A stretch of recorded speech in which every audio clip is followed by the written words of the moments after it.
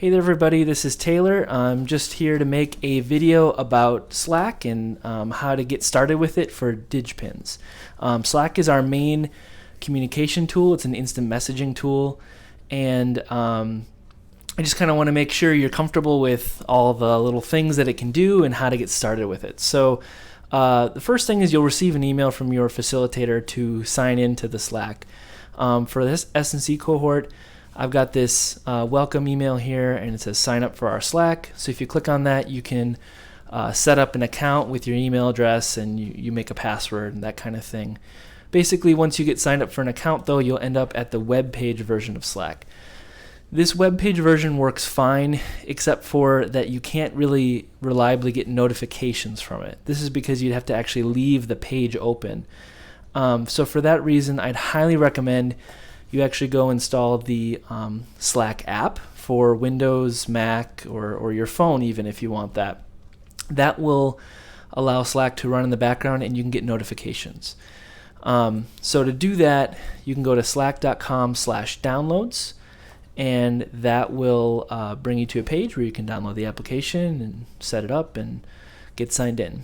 Once you are signed in and you open up the app, you'll notice a couple things on the side here. So there's some areas where you can see like what people are in the Slack and stuff like that. But the main things you're going to want to pay attention to here to start is channels. Channels is Slack's area to organize conversation. We've got 3 of them you can see right here, but we'll have more as DigPins goes on that are focused around topics. But the main ones to start here is the common room. This is a channel that every single person in our workspace is in. This includes people from all cohorts and schools, from people who've taken DigPins before and are taking it right now. So this one has everybody in it. For S&C, we also have 2 more. We've got S&C 2020 Summer.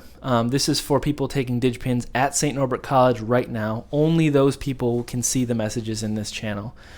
And at any point when you're in a channel, you can click on this details button at the top right and click on members, and this will show you who's in that particular channel.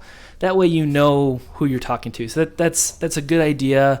If you're not sure what a channel's for, you can see who has access to it.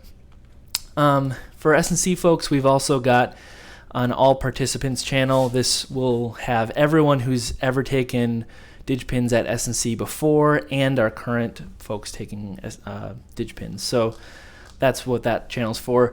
If you're at another school, you might have a channel called something different, like UMD Private or Kenyon College, that you'll use for your own school discussions. Whatever it is, you'll see it in the channels list. There'll be a little lock button next to it if it's a private channel, which means only certain people can join it. And like I said before, click on that members list to see who's in it, if you're ever wondering.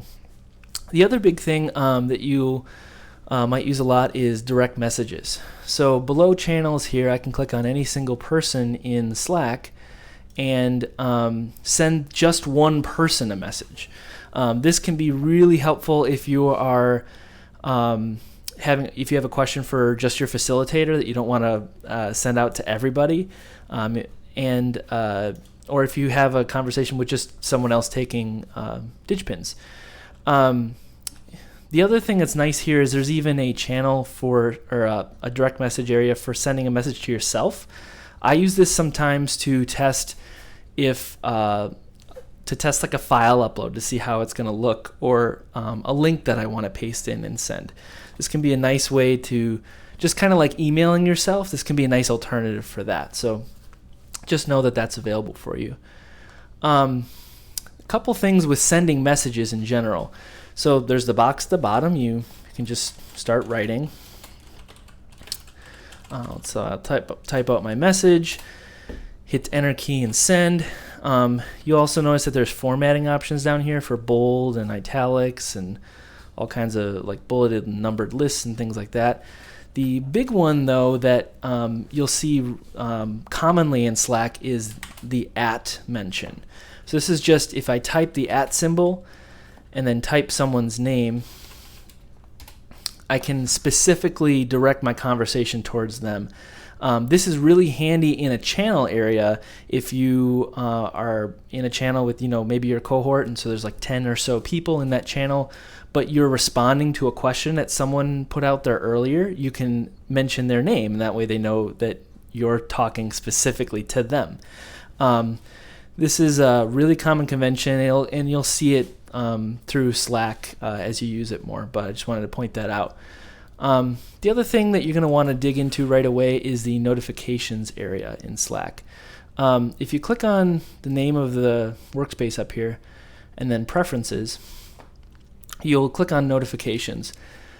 By default, it's going to be set to all new messages. This is okay. Basically, every single time someone posts a message in any of the channels you're in, you'll get a notification. This is quite a lot, though, given how many people are in our Slack. So for that reason, I'd strongly recommend that you actually change this to direct messages, mentions, and keywords. This means if someone sends you a direct message, like I was showing you on the sidebar here, you'll still get a notification. If someone uses an @ symbol to mention you, you'll still get a notification. Or you can define keywords that you always want to be notified about. This is kind of a more advanced feature, but here I've got SNC and St. Norbert College defined as keywords. So anytime someone types St. Norbert College, I'll get a notification.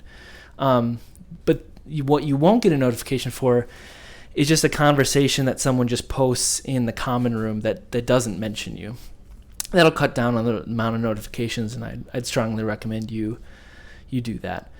So once you change that setting, you can just click the X button and it'll save that.